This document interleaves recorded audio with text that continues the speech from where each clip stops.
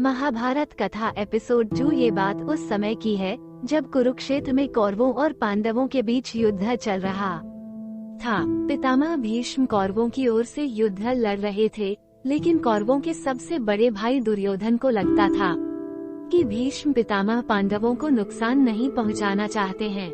दुर्योधन का मानना था कि पितामह भीष्म बहुत शक्तिशाली हैं और पांडवों को मारना उनके लिए बहुत आसान है।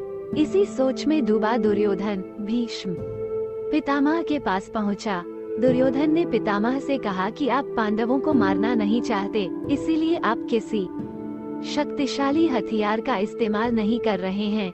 दुर्योधन की बात सुनकर भीष्म बोले, अगर तुम्हें ऐसा लगता है तो मैं कल ही 5 पांडवों को मार गिराऊंगा।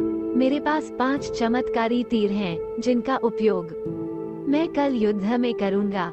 भीष्म पितामह की बात सुनकर दुर्योधन बोला, मुझे आप पर भरोसा नहीं है, इसलिए आप ये 5 चमत्कारी तीर मुझे दे दीजिए। मैं इन्हें अपने कमरे में सुरक्षित रखूंगा। भीष्म ने वो 5 तीर दुर्योधन को दे दिए। दूसरी ओर श्री कृष्ण को इस बात का पता चल गया। उन्होंने अर्जुन को इस बात की जानकारी दी। अर्जुन ये सुनकर घबरा गया और सोचने लगा कि इस मुसीबत से कैसे बचा जाए। श्री कृष्ण ने अर्जुन को याद दिलाया कि एक बार तुमने दुर्योधन को गंधर्वों से बचाया था। तब दुर्योधन ने तुमसे कहा था कि इस एहसान के बदले तुम भविष्य में मुझसे कुछ भी मांग सकते हो। यह सही समय है, तुम दुर्योधन से वो 5 चमत्कारिक तीर मांग लाओ। इसी तरह तुम्हारी और तुम्हारे भाइयों की जान बच सकती है। अर्जुन को श्री कृष्ण की सलाह बिल्कुल सही लगी। उसे दुर्योधन का दिया वचन याद आ गया। ऐसा कहा जाता है कि उस समय सब अपने दिए गए वचन जरूर निभाते थे।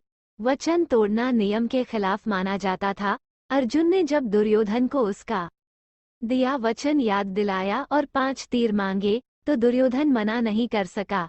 दुर्योधन ने अपना वचन निभाया और वो तीर अर्जुन को दे दिए। इस तरह श्री कृष्ण ने अपने भक्त पांडवों की रक्षा की।